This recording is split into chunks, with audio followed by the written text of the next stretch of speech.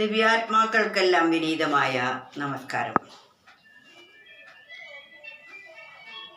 നമുക്ക് ആത്മബോധം തെളിയുന്നതിന് തടസ്സമായി നിൽക്കുന്നത് ഞാൻ ദേഹമാണെന്ന തോന്നലാണ്. അതെത്ര കളഞ്ഞാലും ഒരു വൃക്ഷത്തിൻ്റെ കൊമ്പ് എത്ര വെട്ടിയാലും അത് വീണ്ടും തെഴുത്ത് വരുന്നത് പോലെ അഹത്തെ നമ്മൾ എത്ര പിഴുത് കളഞ്ഞാലും അത് വീണ്ടും തലപൊക്കും, ദേഹമുള്ള കാലം വരെ. അതാണ് അതിൻ്റെ സ്വഭാവം.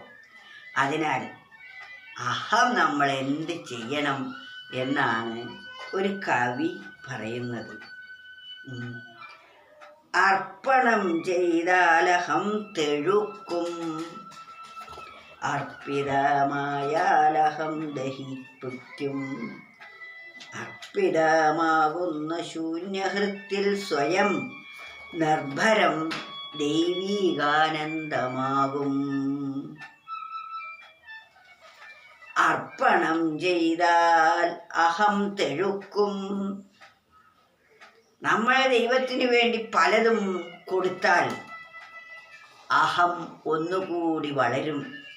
ഞാൻ അത്രയൊക്കെ കൊടുത്തിട്ടുണ്ട്, ഞാൻ ഇത്രയൊക്കെ ചെയ്തിട്ടുണ്ട്, ഞാൻ 1 കിലോ തൂക്കം വരുന്ന സ്വർണ്ണക്കിരീടം കൊടുത്തവനാണ്, അപ്പോൾ ദൈവം എൻ്റെ സ്വന്തമാണ്, മറ്റുള്ളവർക്കൊന്നും ഈ ദൈവത്തിൽ അധികാരമില്ല എന്നെല്ലാം അഹങ്കരിച്ചു കൊണ്ടിരിക്കും നമ്മൾ പലതും കൊടുക്കുമ്പോൾ. അതാണ് അർപ്പണം ചെയ്താൽ അഹം തെഴുക്കും. നമ്മൾ പലതും കൊടുത്തു കഴിയുമ്പോൾ ഇനി ദൈവത്തിനല്ല മറ്റാർക്കെങ്കിലും ആവട്ടെ, അതിൽ നാം അഹങ്കരിക്കും, അഹം തെഴുക്കുകയാണ് ചെയ്യുന്നത്. അർപ്പണം ചെയ്താൽ അഹം തെഴുക്കും, അർപ്പിതമായാൽ അഹം ദഹിക്കും. അർപ്പിതമാവുക എന്നാൽ തന്നെ തന്നെ സമർപ്പിക്കുക. തൻ്റേതിനെ സമർപ്പിക്കുന്നതാണ് അർപ്പണം ചെയ്യുക എന്ന് പറയുന്നത്. എന്നാൽ അർപ്പിതമാവുക എന്നാൽ തന്നെ തന്നെ ഭഗവാന് സമർപ്പിക്കുക എന്ന്. മഹാബലി ചെയ്തത് അതാണ്. തൻ്റേതിനെ മുഴുവൻ ആദ്യം കൊടുത്തു.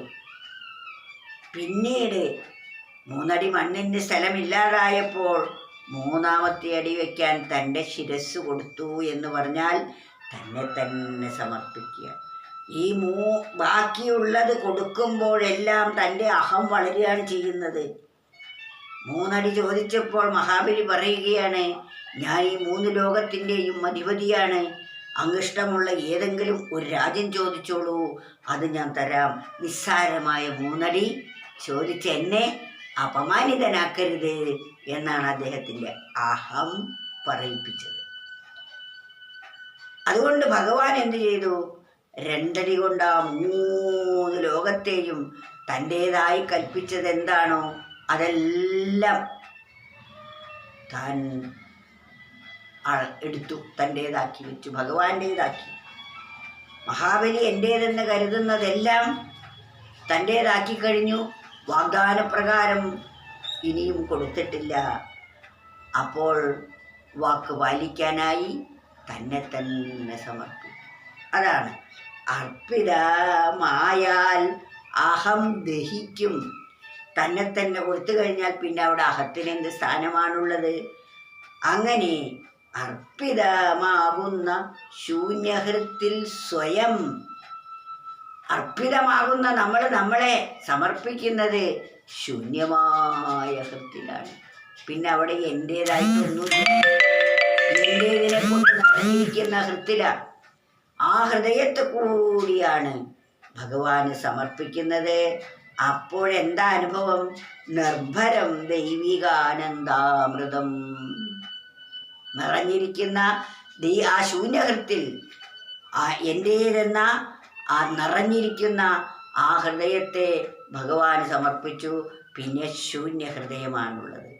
ആ ശൂന്യഹൃദയത്തിൽ ദൈവീകാനന്ദം മാത്രമാണ് ഉണ്ടാകുന്നത്.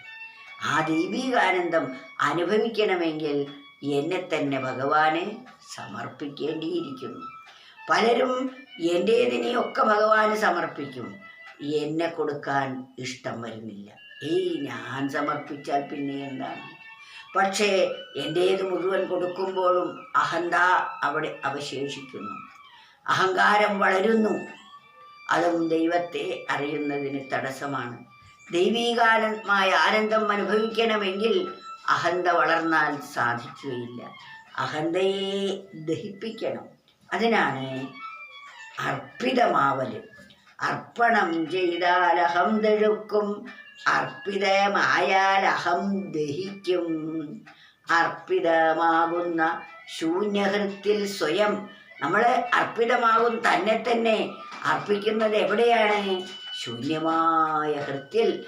അവിടെ എന്താണ് നിറഞ്ഞിരിക്കുന്നത്? നിർഭരം ദൈവീകാനന്ദാമൃതം. അമൃതമായിരിക്കുന്ന ദൈവീകാനന്ദം അവിടെ നിറഞ്ഞിരിക്കുന്നു. അല്ലെങ്കിലോ ദൈവീകാനന്ദം ഇല്ലെങ്കിൽ അവിടെ അഹന്തയാണ് നിറഞ്ഞിരിക്കുന്നത്. ഞാൻ ദാനവാനാണെന്ന് അർപ്പണം ചെയ്താൽ ആ ഹൃദയം അഹങ്കാരം കൊണ്ട് നിറഞ്ഞതായിരിക്കും. എന്നാൽ അർപ്പിതമായപ്പോൾ അവിടെ ശൂന്യമായ ഹൃത്ത്, അവിടെ അഹങ്കാരമില്ല. അഹങ്കാരമില്ലാത്തതിനാൽ അവിടെ ദൈവീകാനന്ദം മാത്രമാണ് അവശേഷിക്കുന്നത്.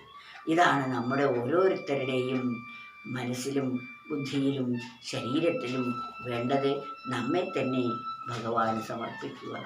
ഈ ശരീരത്തിൽ ഒരു രോമം പോലും നമ്മുടേതല്ല, എല്ലാം ഭഗവാന്റെ സൃഷ്ടിയാണ്.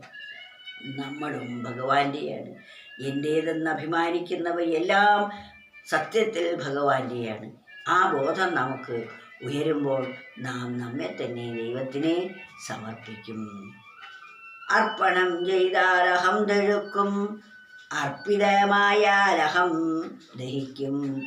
അർപ്പിതമാകുന്ന ശൂന്യഹൃത്തിൽ സ്വയം നിർഭരം ദൈവീകാനന്ദാമൃതം.